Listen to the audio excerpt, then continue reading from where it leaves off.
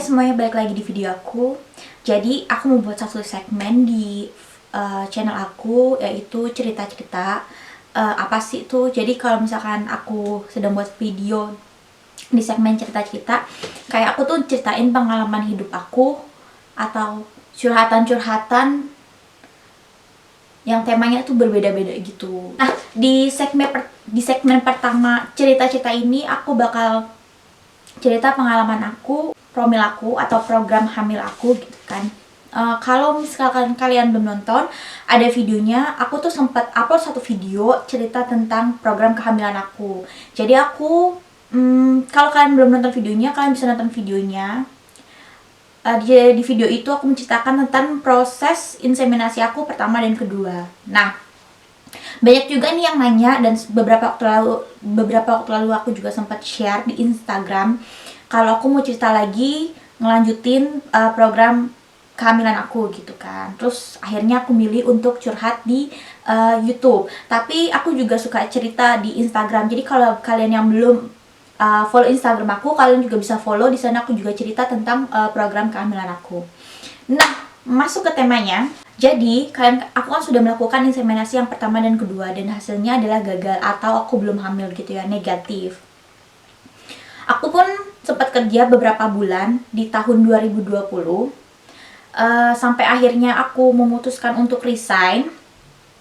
Karena selama ini menurut aku kita promil yang benar-benar promil gitu loh. Nanti balik ke klinik, terus nanti nggak balik lagi gitu kan. Misalkan insen pertama berapa bulan lagi baru balik, terus gagal, terus nggak balik-balik lagi gitu. Sampai akhirnya oke lah, aku mau benar-benar ngejalanin promil, benar-benar nggak mau kerja, nggak mengurangin aktivitas kayak gitu untuk 1 sampai 2 tahun ini gitu. Akhirnya kita balik lagi ke klinik. Aku dan suami udah bicara untuk melakukan program bayi tabung gitu kan, karena perjanjiannya oke, kalau kita udah 4 tahun kita program bayi tabung yuk gitu kan. Nah, akhirnya di awal tahun 2021 ini kita balik lagi ke klinik. Ternyata di klinik, karena kita masih dibantu sama asuransi, kalau mau lanjut ke bayi tabung itu ada tahapnya, yaitu harus 3 kali inseminasi baru boleh lanjut ke tahap selanjutnya. Oke, jadi kita harus melakukan 1 kali lagi inseminasi baru bisa lanjut ke tahap program bayi tabung. Di bulan April 2021 kita mulai lagi pengecekan rahim, kapan waktu yang tepat ovulasi, kapan waktu stimulasi telur, sama dengan proses yang pertama dan kedua. Kita melakukannya pun di klinik yang sama gitu. Oke, akhir April, di hari kedua menstruasi kita menghubungi klinik, lalu datang dikasih suntikan untuk membesar sel telur atau si gonal F ini. Sama banget prosesnya dengan proses inseminasi yang pertama kedua. Cuman bedanya di inseminasi ketiga ini kita harapannya sangat tinggi, lebih tinggi daripada yang pertama dan kedua. Perasaan positifnya pun lebih tinggi daripada inseminasi pertama dan inseminasi kedua kayak gitu. Kenapa? Karena kok kayak pas banget di tanggal-tanggal cantik gitu loh. Bukan tanggal cantik 11-12 gitu, bukan. Tapi tanggal-tanggal yang ada memorinya, yang ada historinya gitu.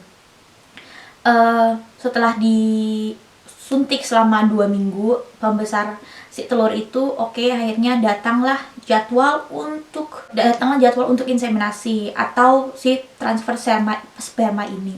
Awalnya kemungkinan akan di tanggal 8 atau di tanggal 9. Terus aku bilang, kenapa nggak di tanggal 7 aja? Karena 7 Mei itu saat itu adalah ulang tahun aku gitu kan. 1 hari sebelumnya, itu di tanggal 6, aku dapat telepon kalau misalkan kita harus mentransfer sperma ini di tanggal 7, karena ovulasi aku tuh udah datang di hari 6 itu.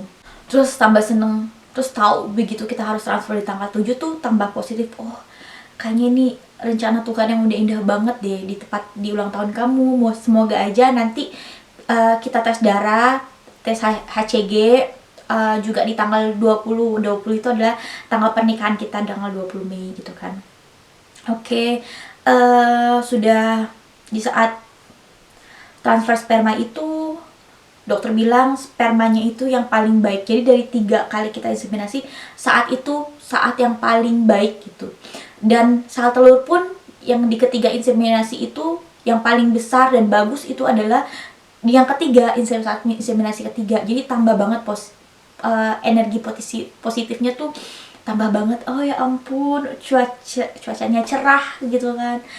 Udahlah, mungkin ini rezeki dari Tuhan. Biasa tunggulah 2 minggu gitu kan. Tanggal 20 nih gitu kan, tanggal 20, pasti tanggal 20 pun aku belum mendapatkan menstruasi gitu kan, belum dapat menstruasi, tapi tanda-tandanya aku pun nggak tahu ya kan. Akhirnya tes darah lah, akhirnya aku tes pack lah, ternyata hasilnya negatif gitu kan. Terus aku telepon klinik, aku bilang aku udah tes di rumah hasilnya negatif gitu kan, karena biasanya selalu cek darah. Tapi saat itu mereka bilang, oh ya udah, kalau hasilnya negatif berarti inseminasinya gagal gitu tanpa cek darah. Ya udah gitu kan, karena mereka nggak menganjurkan untuk tes darah, ya udah gitu. Jadi untuk hasil ketiga inseminasi ini belum rezeki juga gitu kan, hasilnya belum hamil gitu. Cuman rasa sedihnya mungkin karena udah berkali-kali nyoba gitu kan, tetap ada rasa sedih tetap gitu kan. Apalagi udah berpikir yang positif, yang paling positif gitu kan. Ya Allah, rencana Allah tuh emang paling indah banget gitu kan. Transfernya di tanggal 7, ngeceknya tanggal 20 kan. Aduh, indah banget. Ternyata belum juga rezeki dari Allah. Ya udahlah kan gitu. Kayak gitu sih. Aku sih percaya aja segala sesuatu itu pasti ada pelajaran yang diambil, pasti ada hikmahnya. Mungkin aku dan Karsten di sini masih disuruh harus berusaha lagi gitu kan. Mungkin ikhtiarnya belum yang paling tinggi gitu. Mungkin ngedekatin dirinya ke Tuhan belum yang paling dekat mungkin, atau mungkin caranya salah, atau mungkin juga kita disuruh belajar yang namanya sabar itu kayak gimana, ikhlas itu kayak gimana gitu.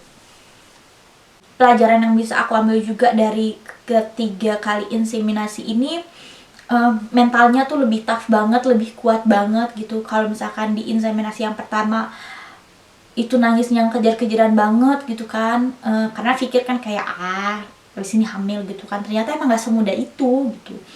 Dan balik lagi, apapun interior balik lagi yang kita balikin ke Maha Yang Kuasa gitu kan. Ya udah, dari situ mental kayak semakin kuat gitu kan, semakin kuat buat ngejalan ikhtiarnya. Terima kasih buat kalian yang udah nonton video aku. By the way, video ini belum selesai, masih ada kelanjutannya karena ikhtiar aku belum berhenti di sini. Jadi nonton video selanjutnya. Dadah.